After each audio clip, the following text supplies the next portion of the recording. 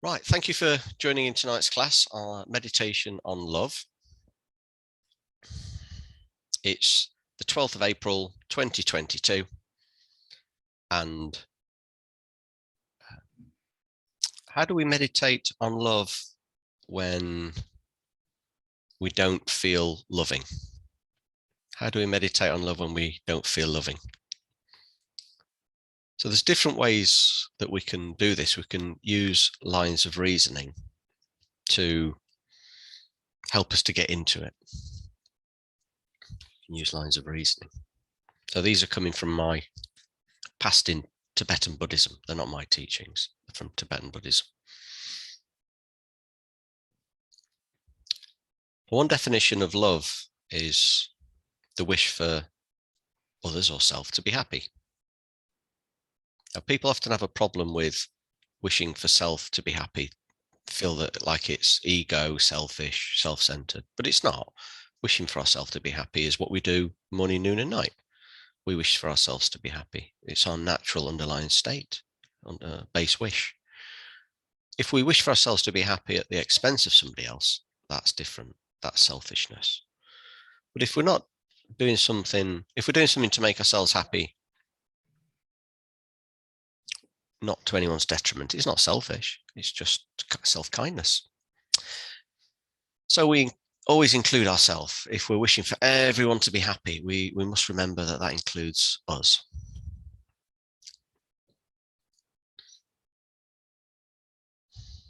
Now let's imagine that somebody has done something and we think they're not deserving of love. When we do that, we forget that love is unconditional. When we do that, we're considering conditional love. You deserve love, you don't.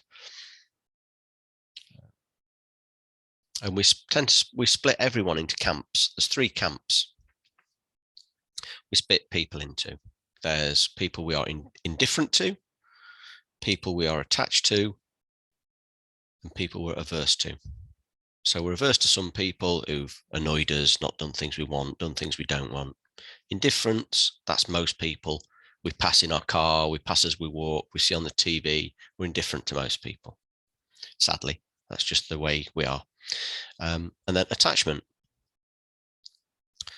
So the more love we have for someone, the more attachment we tend to have. So this is our mind of love that's polluted with attachment. That's what makes life tricky. The more we love people, the more attachment we have. So our relationships, whilst they have love in them, can also have attachment. So what's attachment? Attachment is, I want you to make me happy. So whilst in loving relationships, we have the wish, I want you to be happy. It's polluted with, I want you to make me happy. So we form relationships, we think the world of people, and then they start to disappoint us on the basis that they're not doing what we want or doing what we don't want. And in that regard, our unconditional love is polluted with conditional love, which is attachment. And because there are these 3 different ways we relate to people, people who we're attached to, people we're indifferent to, and people we're averse to, we don't feel naturally loving towards everyone.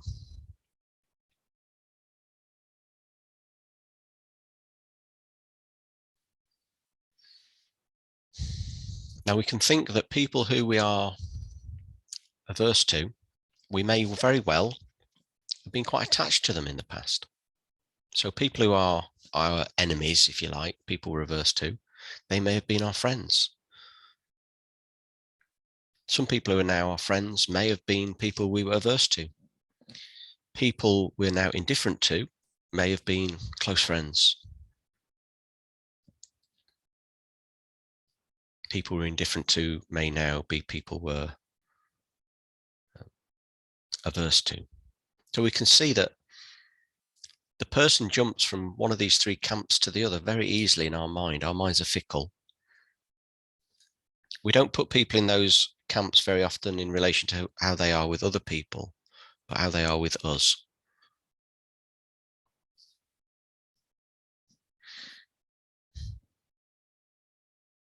And the problem is we want things a certain way. We want this to be this way and we want that to be the other way. And when we don't get that, we discriminate, put people into these pots. That makes it hard to meditate. When we sit to meditate, because we've done that, if we want to meditate on a wider number of people, it gets hard to do that because our mind kicks back. It says, yeah, but there is people that I can't, my heart won't open for because I'm indifferent to them. Or animals that I'm indifferent to. Now, we don't hate animals, but we're indifferent to a lot of animal persecution by humans and animal suffering and insect suffering. Often the smaller the beast, the more indifferent we have. You know, we love rhinos and elephants and blue whales and things like that. But do we have the same affectionate love towards mosquitoes, fleas, maggots, cockroaches, spiders? So we can see that our mind is fickle even in terms of size of animal. Our mind is fickle based on the furriness of an animal. We can love a cat, but you shave a cat. Will you have the same love for a shaved cat as a nice fluffy one? Do we have the same affection towards an old person that we do a baby? So our mind's fickle in terms of size, fluffiness, age.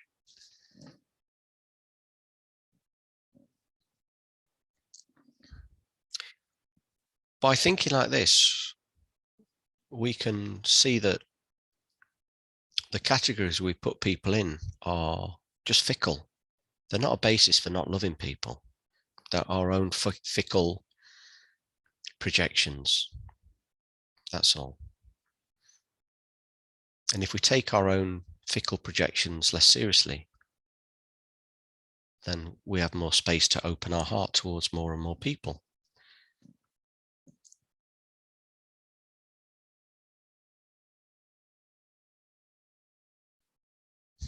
There's no conditions required for unconditional love.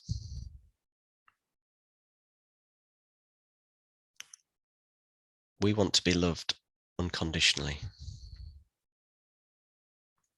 We want to be loved unconditionally.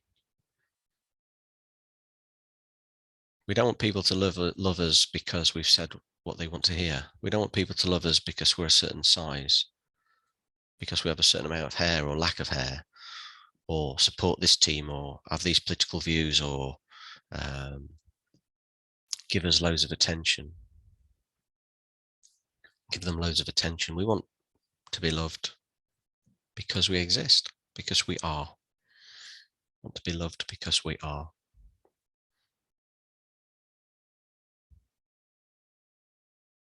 And we can afford that to others as well. And this opens our heart more and more. So this is how we're going to meditate when it's difficult to kick off with love.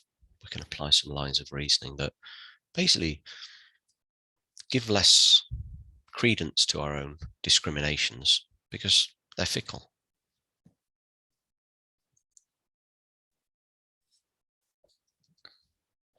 Very fickle sometimes, aren't they?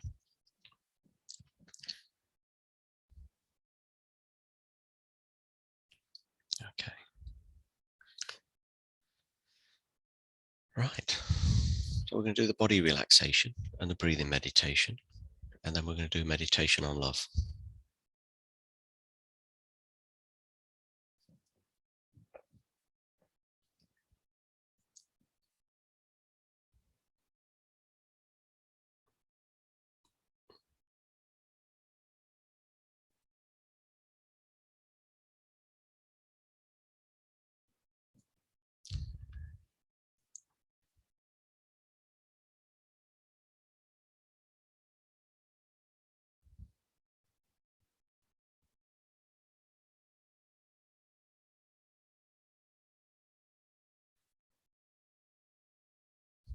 We have a sense that there's someone meditating right now. See if you can find this, where this sense of meditator is. It tends to be in the head. We have a sense of a meditator. in the head. See if you can find where the middle of that meditator is, the perception of a meditator in your head. See if you can just find where the middle of that is. Look very carefully.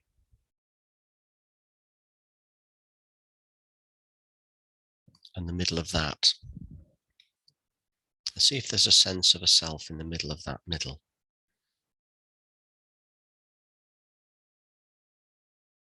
Or whether when you look very, very precisely into that space, that small space, is it just space?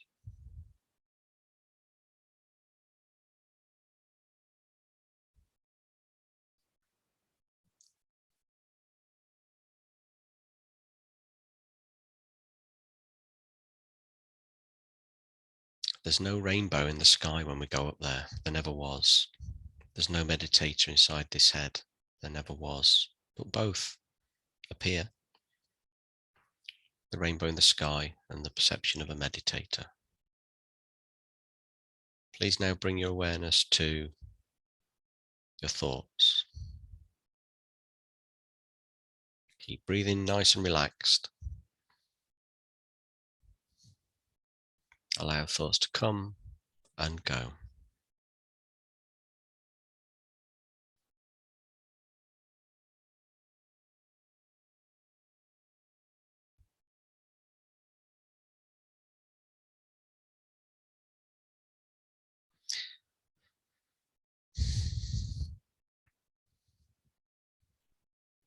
We think because we either know something, because we don't know something, and we don't accept not knowing it. If we know something, we don't need to think about it.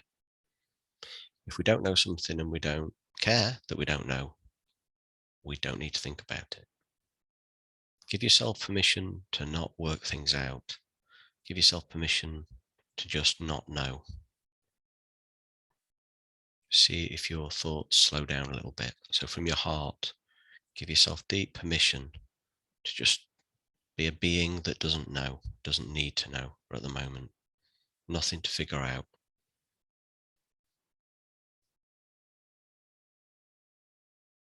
And let those thoughts slow down.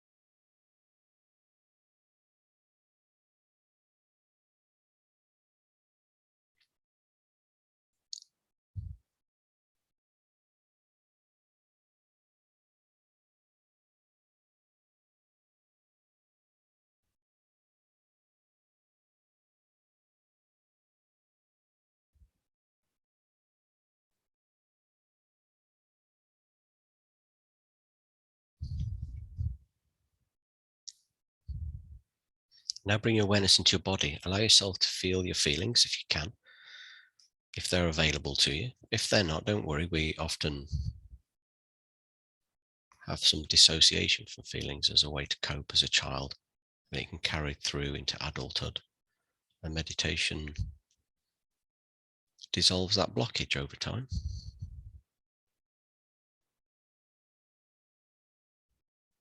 Like pouring hot water onto some salt, a block of salt. It just melts away the obstruction to feeling our feelings. Bring your awareness into your body. When you find a feeling, stay with it. If your mind wanders away, come back to the feeling.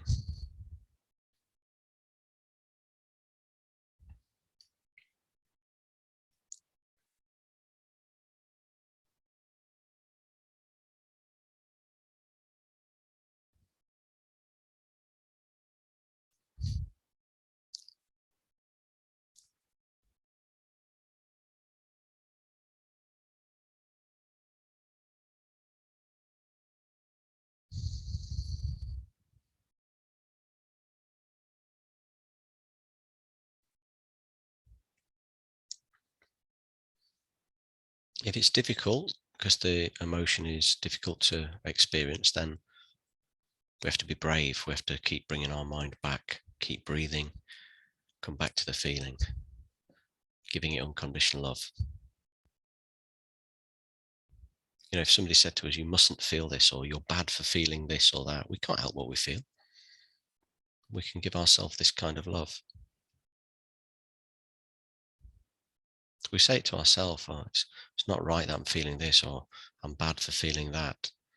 Feelings just come up. We don't know what feeling is going to come up next.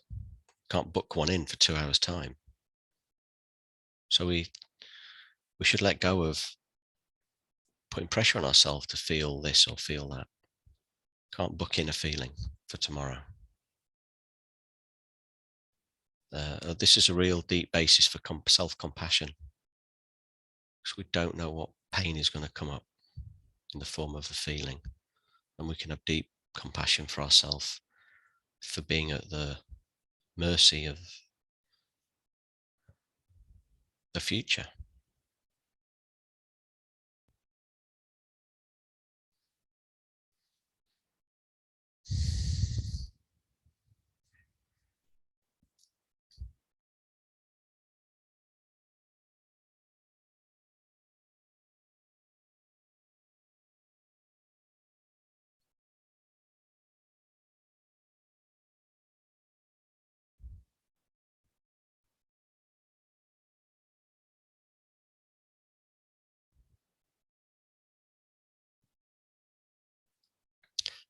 Okay, now we've met with our body and our thoughts and our feelings. Please bring your awareness now to your face. Let your jaw muscles relax.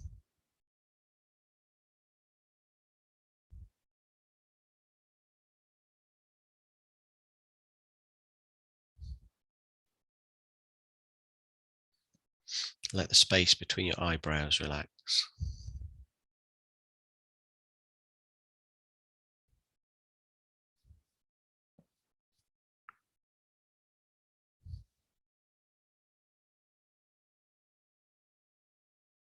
And your cheek muscles and your lips.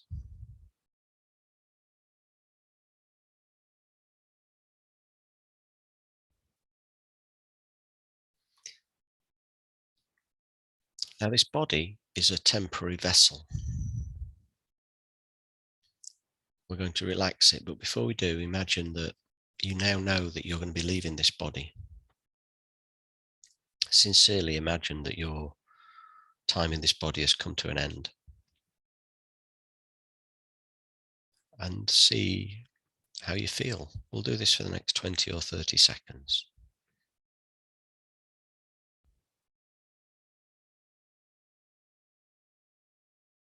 You're about to leave this body. Notice how you feel.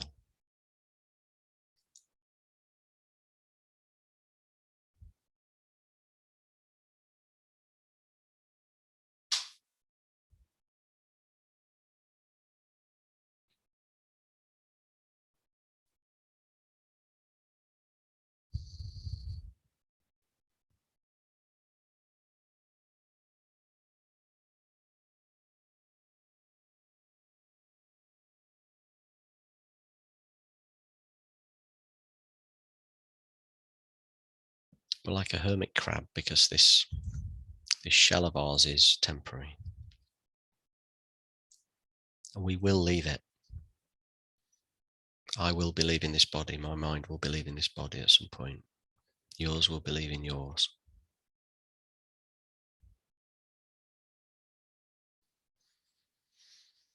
So while we're in it, we may as well cherish it, love it. So bring your awareness to your left shoulder. Scan all the way down your left arm, and your hand and your fingers. Relax them off. Let them be at peace.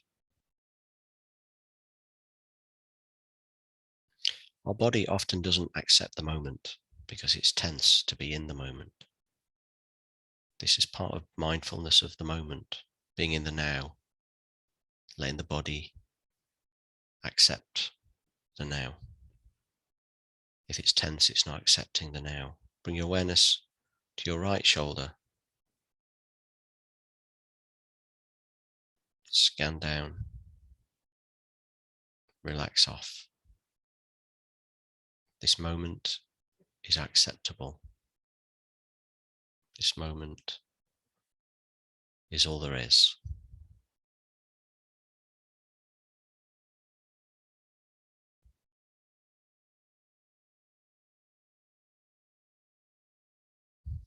Bringing your awareness to your left hip. Same exercise, kindly relaxing off the left thigh and calf and foot.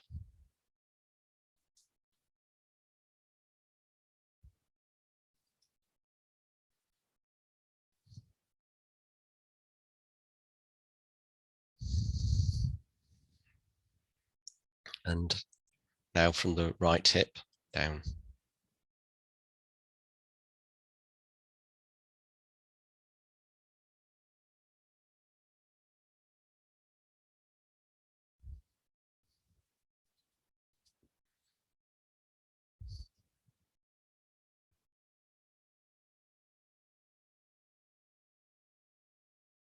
So we've relaxed our limbs, loved our limbs.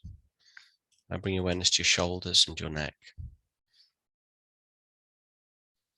Recognizing that all the past has gone.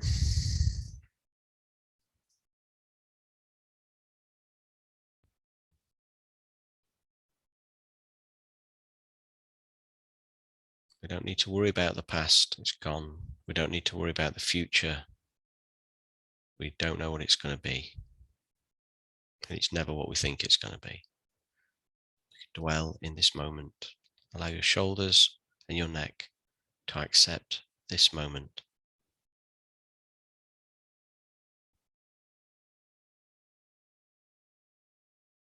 No need to be tense in this moment.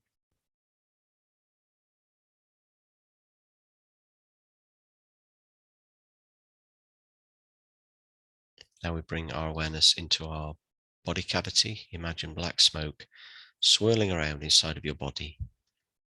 And bound up with it is our fickleness in how we judge people, what pot we put them in indifferent, averse, attached.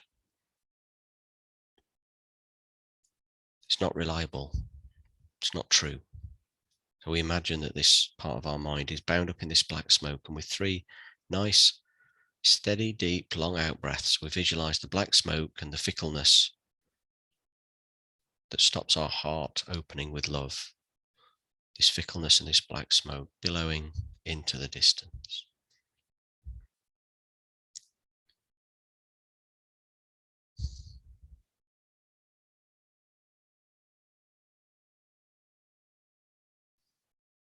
This fickleness doesn't serve us.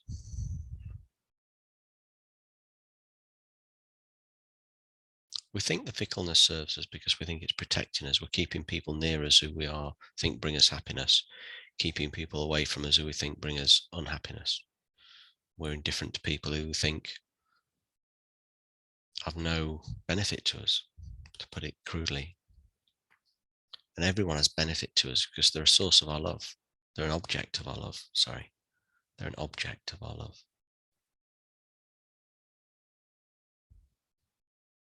Everyone can be an object of unconditional love. You have to like people, but they are always an object of unconditional love. Now, as you breathe in, I'd like you to imagine sparkling golden light coming in through your nostrils.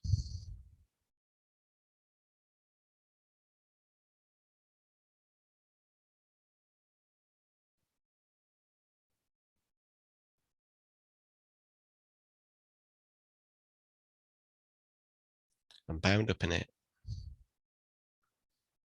is love, unconditional love, and peace, acceptance. The wisdom that recognizing our fickle mind doesn't serve us well, doesn't serve us as well as love serves us. Breathing in sparkling golden light, allowing that peace and that love to permeate the body and the mind. And we include ourselves in receiving this love.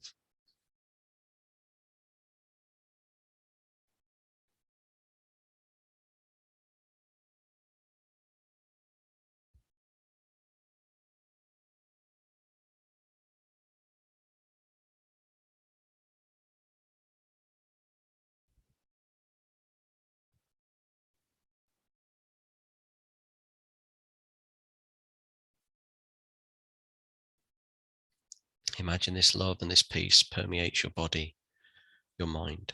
Imagine it starts to melt any tension behind your eyes where we feel there's a self.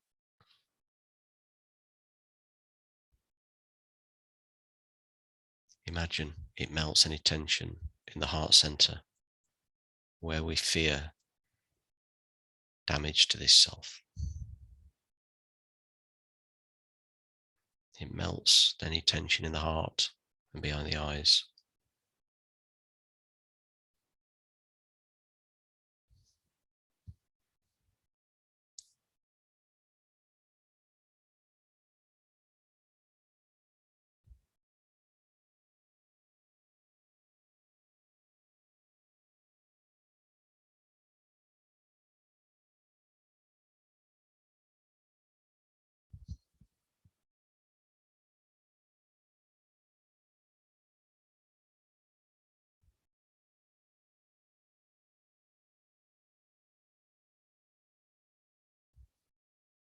And now we're going to imagine people in front of us, a selection of people that we're indifferent to, that we see around. Maybe we've worked with and they've been in different departments, or they live down the street. We see them at work sometimes, passing. Imagine them in front of you. And they yearn to be loved, and they can be an object of our unconditional love. In that regard, they are incredibly precious to us, incredibly precious objects of our existence.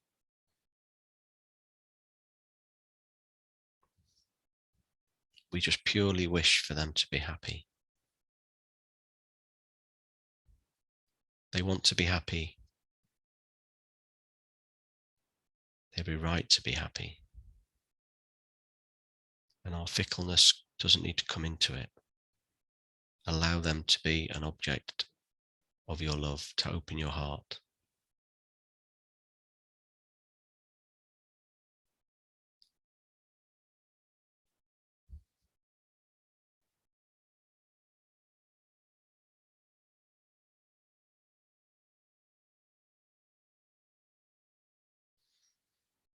You may have had people in this group in the past who are now you're attached to, you're indifferent to, you didn't really know them. They say nice things to you, they give you something, and all of a sudden they're in the attachment group. We want them to bring us happiness, say nice things, do nice things, avoid saying bad things, avoid giving us problems and criticism. Please picture those people. Who have you been in the past indifferent to and become attached to?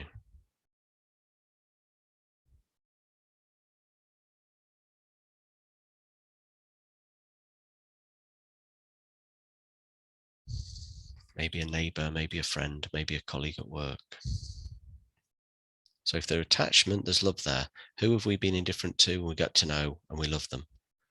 And with that love comes some attachment. Visualize them in front of you and recognize that your mind is fickle towards these people. It has been. You've been indifferent to them. Then you've developed love towards them, which brings attachment. And if they don't do what you want, you'll then put them in the aversion group, not like them.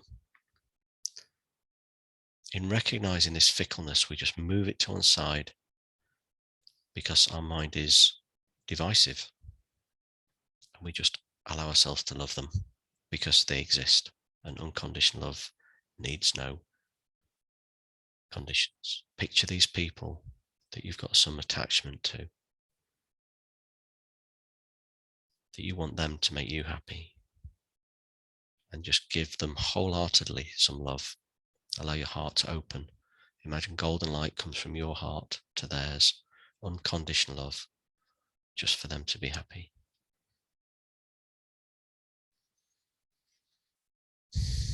This takes guts to do this. It takes commitment to love.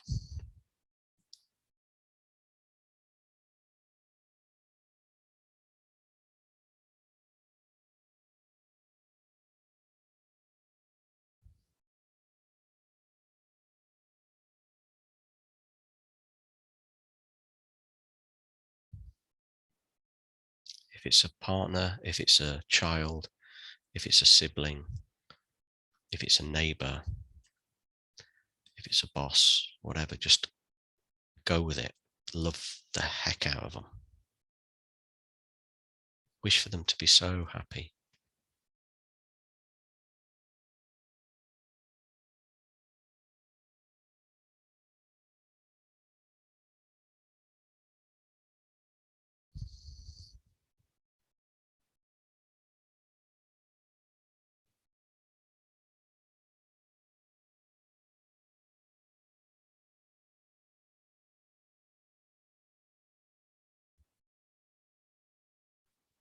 Let your mind dwell in that love.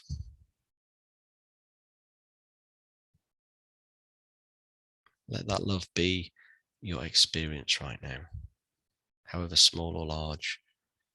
Just allow your mind to dwell with this feeling of love.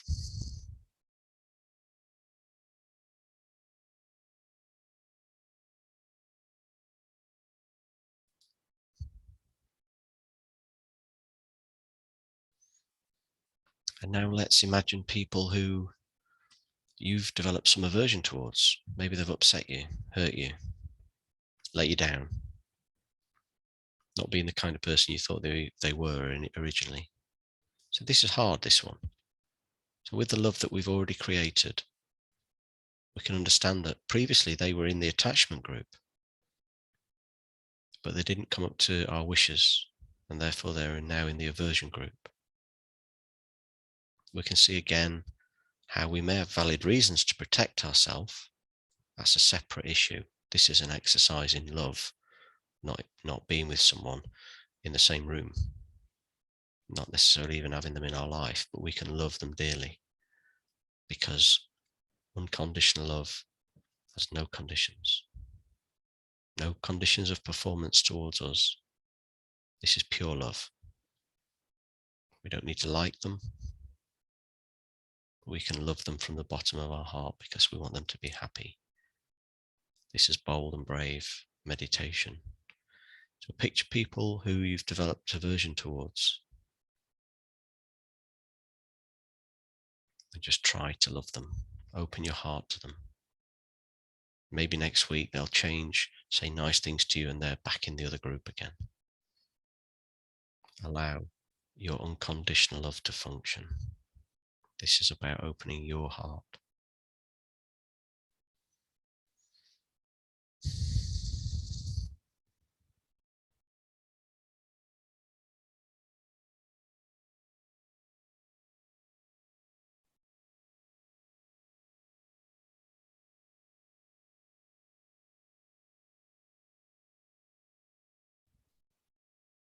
If this is difficult, just notice that. There's work to do if it is.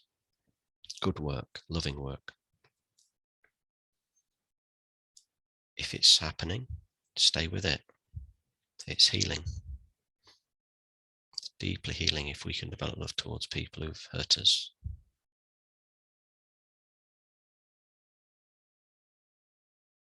Or failed us.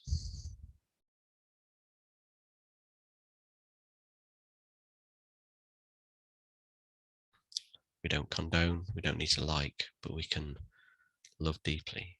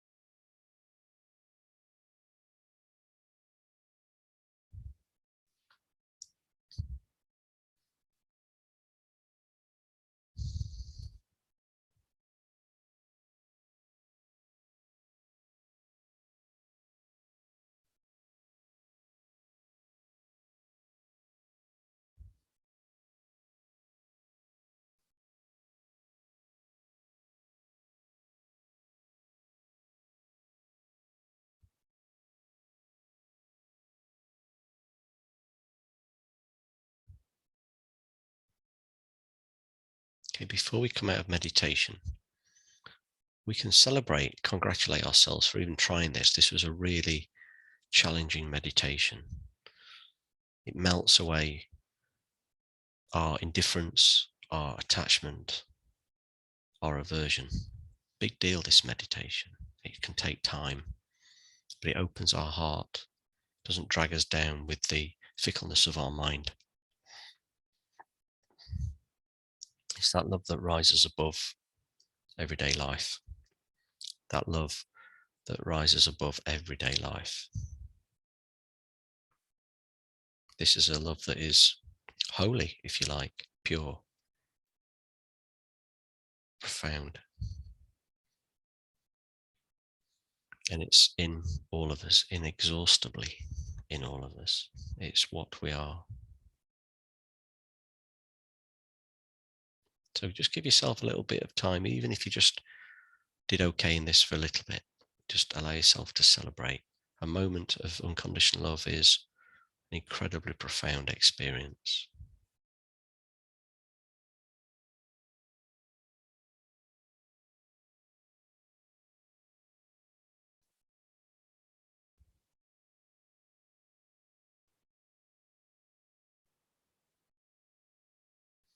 Congratulating ourselves and feeling pleased in meditation is a very motivating experience.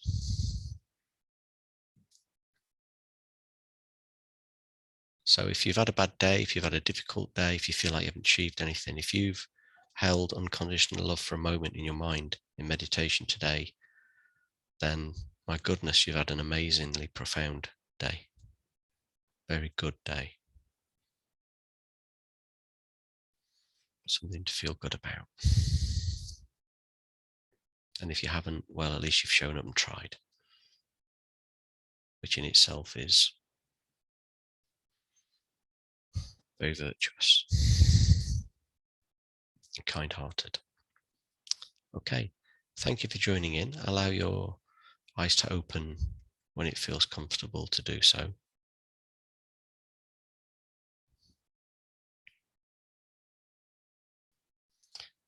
So thank you for joining in. If you want to sign up for reminders of my classes, they'll at the front page. There's a sign up on the front page of the website, paulfollows.com.